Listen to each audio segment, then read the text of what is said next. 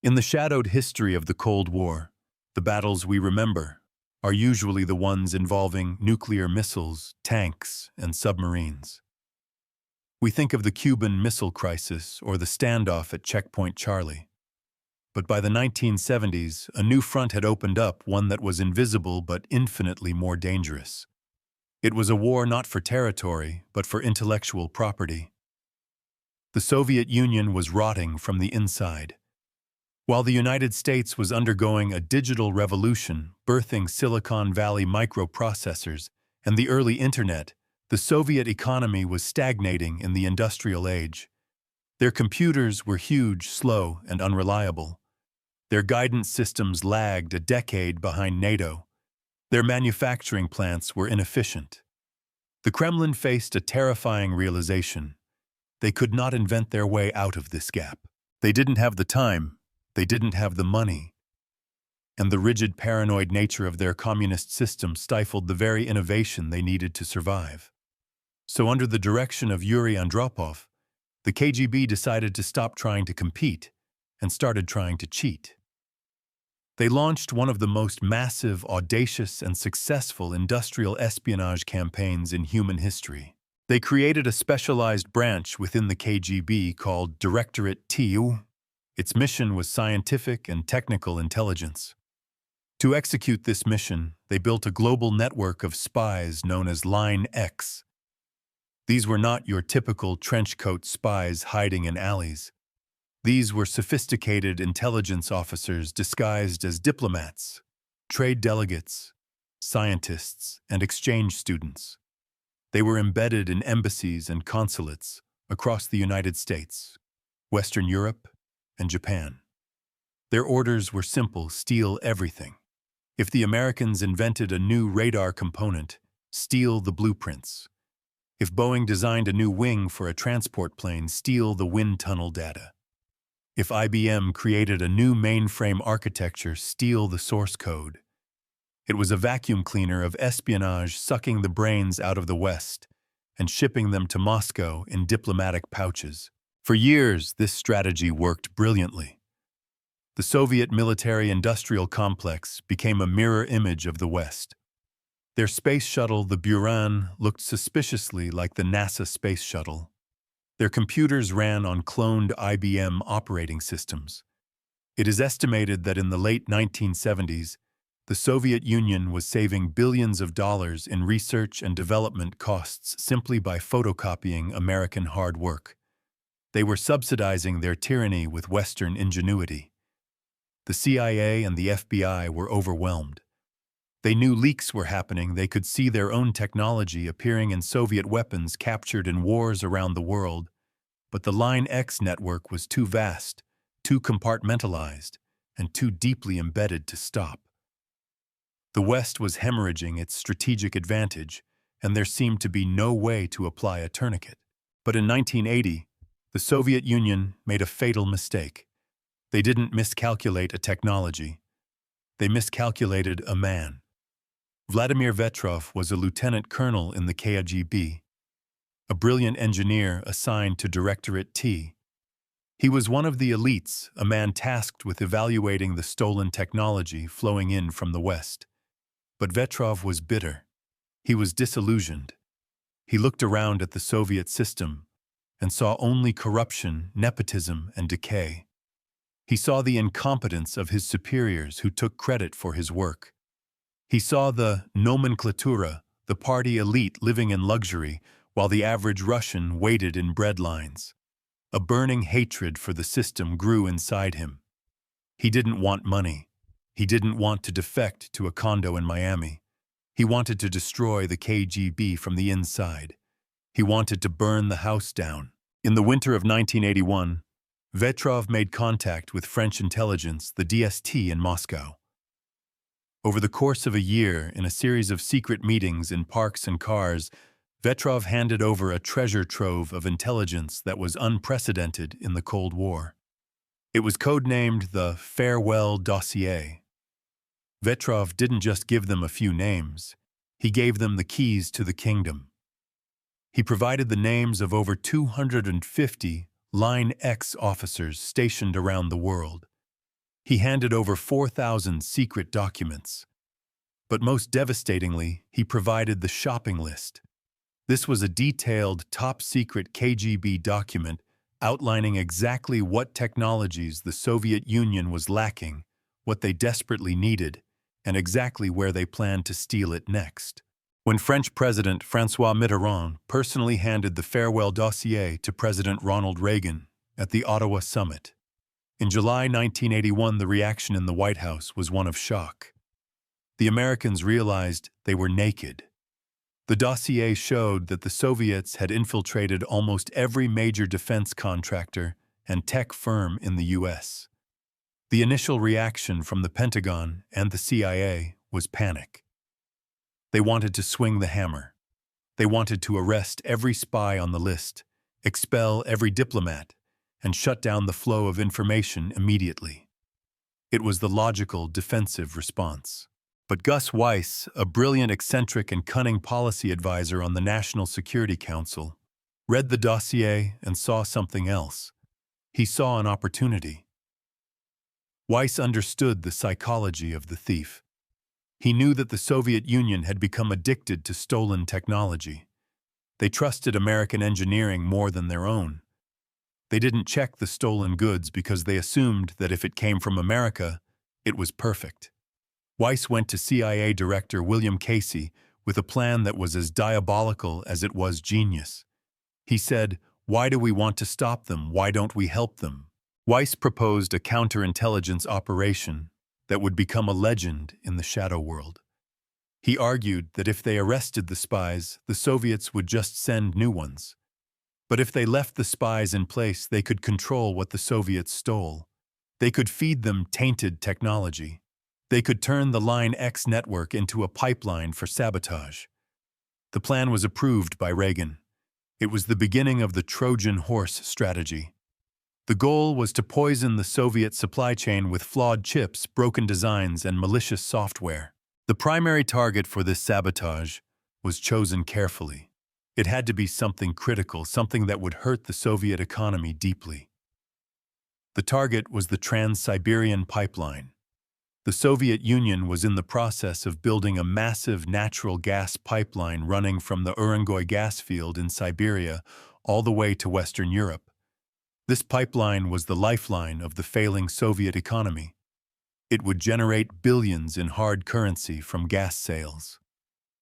To operate such a massive, complex network of pumps, turbines, and valves across thousands of miles of frozen wasteland, the Soviets needed advanced automated control software. They couldn't build it themselves. Their domestic computers were too primitive to handle the complex pressure calculations required to keep the gas flowing safely. So true to form, the KGB ordered Line X to steal it. They targeted a specific Canadian company that manufactured the specialized supervisory control and data acquisition SCADA software needed for the pipeline. The KGB agents in Canada prepared for the heist, thinking it was just another routine operation. They didn't know that Gus Weiss and the CIA were already inside. The CIA contacted this company. They explained the situation. In a secret clean room, American programmers and engineers went to work on the software that the KGB was about to steal. They didn't destroy it. They didn't make it blank. That would have been too obvious. The software had to work. It had to look perfect. It had to pass the rigorous testing of the Soviet engineers in Moscow. So the Americans wrote a program that functioned beautifully for a while. But buried deep inside the millions of lines of machine code hidden in the subroutines that controlled the pump speeds and valve settings was a logic bomb. It was a digital assassin.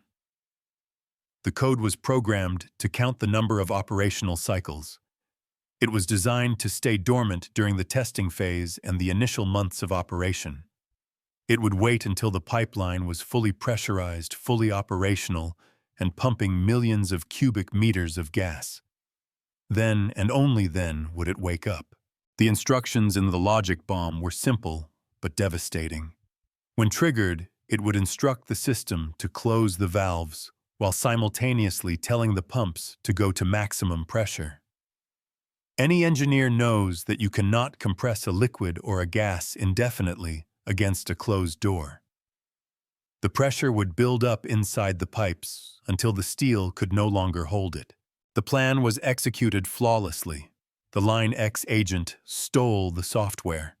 He smuggled it out of Canada in a diplomatic pouch, feeling the thrill of a job well done. He delivered it to the KGB handlers in Moscow. The Soviet computer scientists analyzed it.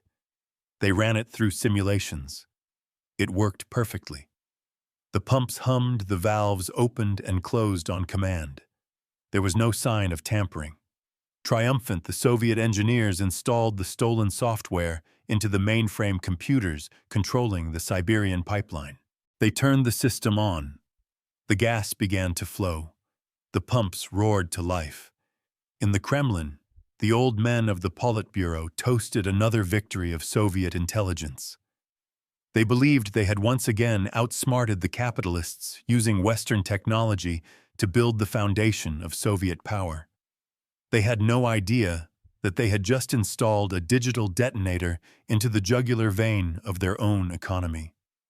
They had no idea that the software wasn't running the pipeline.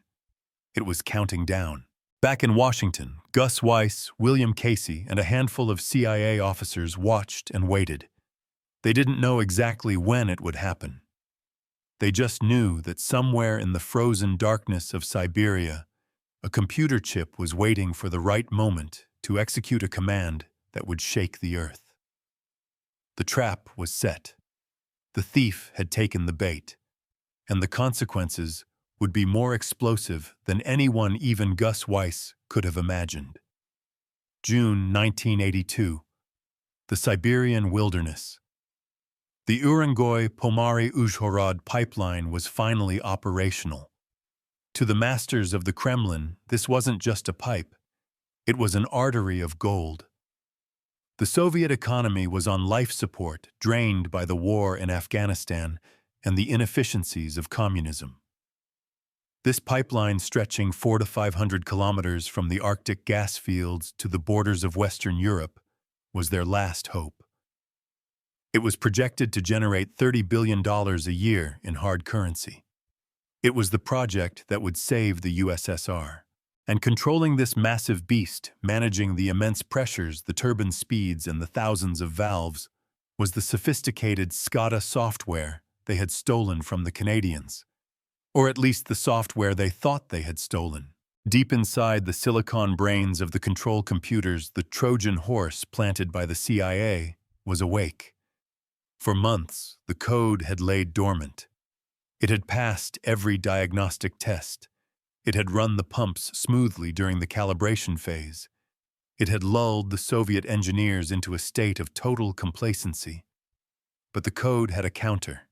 It was counting the operational cycles. And on a quiet day in June, the counter hit zero. The logic bomb detonated. It didn't explode with a bang. It exploded with a lie. The software suddenly began sending false telemetry data to the central control room. It told the operators that the pressure in the pipeline was dangerously low. The operators, trained to trust their instruments, did exactly what the manual said. They commanded the turbines to spin up to maximum speed to boost the pressure. Simultaneously, the rogue code sent a separate contradictory command to the remote valves further down the line: close. It was a recipe for physics-based disaster. The massive pumps, now running at 100% capacity, were forcing millions of cubic meters of explosive natural gas into a section of pipe that was sealed shut. The pressure spiked instantly. It went off the charts. The steel pipes designed to withstand enormous force began to groan and bulge. The rivets popped like bullets. In the control room, the screens still showed green normal. The operators were drinking tea, completely unaware that miles away in the tundra, they were creating the world's largest pipe bomb. Then the steel gave way. The rupture was catastrophic. The escaping gas, under thousands of pounds of pressure per square inch, didn't just leak. It detonated. The friction of the tearing metal provided the spark. The result was an explosion of biblical proportions. The blast is estimated to have had a yield of 3 kilotons of TNT. To put that in perspective, the atomic bomb dropped on Hiroshima was roughly 15 kilotons. This explosion was 1/5 the size of a nuclear weapon, but without the radiation. It leveled the surrounding forest for miles. The fireball was so massive that it turned the Siberian night into day. The shockwave shattered windows in towns 50 miles away. It was and remains to this day the largest non-nuclear explosion visible from space, and space was watching. High above the Earth, American early warning satellites, the DSP Defense Support Program Constellation, suddenly triggered a red alert. These satellites were designed to detect the specific heat signature of a Soviet ICBM launch. Their sensors were blinded by the massive thermal bloom in Siberia. In the nerve center of NORAD, North American Aerospace Defense Command, deep inside Cheyenne Mountain, the alarms screamed. The watch commanders stared at their screens in horror. The computer assessment was terrifying. Nuclear event detected. For a few heart-stopping minutes, the United States military moved to DEFCON 3. The bombers were alerted. The missile silos were queried. The generals believed the Soviets might have had a nuclear accident, or worse, that a rogue launch had occurred. The world was teetering on the edge of accidental nuclear war because of a gas pipe. But in Washington, D.C., in a quiet office at the White House, the phone rang. It was Gus Weiss. When he was informed of the nuclear event in Siberia, he didn't panic. He smiled. He calmly told the National Security Advisor, "Don't worry, it's not a missile launch, and it's not a nuclear accident. It's the pipeline. The wolf has bitten the thief." This story of the Siberian explosion was one of the most closely guarded secrets of the 20th century. Country. For decades, the public didn't know how close we came to war that night. At Cold War Confidential, our mission is to declassify these moments and bring you the truth behind the history books. If you want to see more deep dives into the secret operations that shaped our world, please hit that subscribe button and turn on notifications. We are just getting started. Back in the Soviet Union, the confusion was absolute. The explosion had severed the country's economic jugular. The flow of gas stopped instantly. The billions of dollars vanished. But as the KGB investigation teams arrived at the blast crater, a darker realization began to set in. There were no American bombers. There were no commandos. There was only the shattered remains of the computer control systems. When they analyzed the data logs, what little survived, they found the anomaly. The software had ordered the valves to close. The software had ordered the pumps to speed up. The software they stole had destroyed them. The realization hit the KGB leadership like a physical blow. This wasn't a random failure. It was a trap. The Americans knew. They had known all along. This was the true brilliance of the Farewell Project. The physical damage to the pipeline was massive, but the psychological damage was terminal. Gus Weiss and the CIA had introduced a virus of the mind, paranoia. By revealing that the stolen software was booby-trapped, they forced the Soviet leadership to ask the inevitable, terrifying question, what else is poisoned? The Soviet military machine ran on stolen Western tech. They had stolen guidance chips for their ballistic missiles. They had stolen designs for their radar systems. They had stolen blueprints for their chemical factories. Suddenly, every single piece of that technology became a suspect. Was the guidance system in the SS-20 missile going to steer it back into the silo? Was the radar on the MiG-29 going to go blind? In the middle of a dogfight? Was the chemical plant going to release poison gas on a Soviet city? The KGB didn't know. They couldn't know. The trust was gone. The Kremlin ordered a massive, frantic freeze on all Western technology. They had to strip search millions of lines of code. They had to X-ray millions of microchips. This effort cost billions of rubles they didn't have and brought their military modernization to a screeching halt. The Line X spy network, which had been the crown jewel of the KGB, was now worthless. Every time a spy brought home a new gadget, the scientists looked at it with fear, not excitement. The explosion in Siberia didn't just break a pipe, it broke the Soviet Union's confidence. It forced them to rely on their own obsolete domestic technology, widening the gap with the West at the very moment the computer age was taking off. The CIA had managed to destroy the enemy's economy and their intelligence network without firing a single shot, using nothing but a floppy disk and the enemy's own greed against them. The explosion in the Siberian wilderness was a physical catastrophe, but the shockwave it sent through the Kremlin was psychological. And in the long run, psychological wounds are the ones that kill empires. After the CIA quietly leaked the truth about the Trojan Horse operation, a freezing paranoia descended upon the Soviet military-industrial complex. The Farewell Project had achieved something that no amount of bombs or sanctions could accomplish. It destroyed the Soviet Union's trust in its own equipment. For decades, the Soviet strategy had been to stand on the shoulders of giants by stealing Western research. It was a shortcut that saved them trillions of rubles. But Gus Weiss and the CIA had turned that shortcut into a trap. Suddenly, every microchip, every blueprint, and every line of code that had been stolen in the last 5 years became a suspect.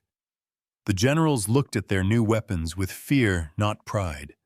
Was the guidance system for the SS-20 nuclear missile genuine, or would it cause the missile to detonate in the silo? Was the radar on the new MiG-29 reliable, or did it have a back door that would blind the pilot in the middle of a dogfight? The Soviet leadership didn't know. They couldn't know. To be safe, the Kremlin ordered a massive freeze on the use of Western technology. They had to strip-search millions of lines of code. They had to X-ray millions of microchips. This immense effort brought their modernization programs to a screeching halt. At the very moment when the computer revolution was accelerating in the West, with the rise of Apple, Microsoft, and the early Internet, the Soviet Union was forced to go backward. They were forced to rely on their own inferior, obsolete domestic technology because it was the only thing they could trust. The technology gap between NATO and the Warsaw Pact, which Line X had successfully narrowed, suddenly widened into a canyon. This technological paralysis had real-world consequences on the battlefield. When the U.S. military decimated the Soviet-equipped Iraqi army in 1991 during Desert Storm, the world saw the result of this gap.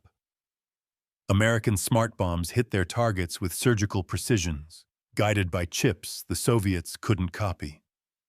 American stealth planes flew unseen by Soviet radars that were generations behind.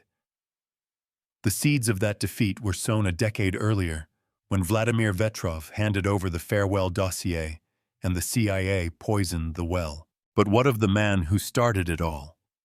Vladimir Vetrov, the tragic hero of this story, never saw the full extent of his victory. In a bizarre twist of fate before the operation was even concluded, Vetrov snapped under the pressure of his double life. In 1982, in a drunken rage, he stabbed his mistress and killed a KGB officer who tried to intervene. He was arrested for murder, not espionage. But while languishing in prison, his careless letters revealed his connection to the French intelligence service. The KGB realized who Farewell was. He was interrogated brutally and executed in 1985. He died a traitor in the eyes of his country, but his betrayal had arguably done more to end the Cold War than any army division. The Farewell Project is the silent assassin in the lineup of causes for the Soviet collapse. By destroying the pipeline, the CIA denied the Soviets the hard currency they desperately needed to buy grain and keep their economy afloat. By poisoning the tech supply, they forced the Soviets to spend billions they didn't have trying to reinvent the wheel. It was a strategy of economic strangulation executed with a floppy disk. But the legacy of this operation extends far beyond the Cold War. It was in many ways the patient zero of modern cyber warfare. Before Stuxnet destroyed the Iranian nuclear centrifuges, before hackers targeted power grids, there was the Siberian pipeline explosion. It proved that in the digital age, code is a weapon. It proved that you don't need to bomb a factory to destroy it. You just need to change the logic that runs it. Gus Weiss and the CIA had invented a new form of warfare, one that is fought in the shadows without uniforms, where the battlefield is a circuit board and the ammunition is data. The Soviet Union thought they were stealing the future. Instead, they imported their own destruction. And in the silence of the Siberian tundra, where the trees are still scarred from the blast, the ghost of the Cold War whispers a final lesson. There is no such thing as free technology. You always pay a price. The farewell dossier proved that the most dangerous battles are the ones we never see. At Cold War Confidential, we are dedicated to uncovering these hidden turning points of history. If you learned something new today, please honor the effort by hitting the like button. And to ensure you don't miss our next investigation into the secrets of the atomic age, make sure you are subscribed. The truth is out there, and we will find it. Thanks for watching.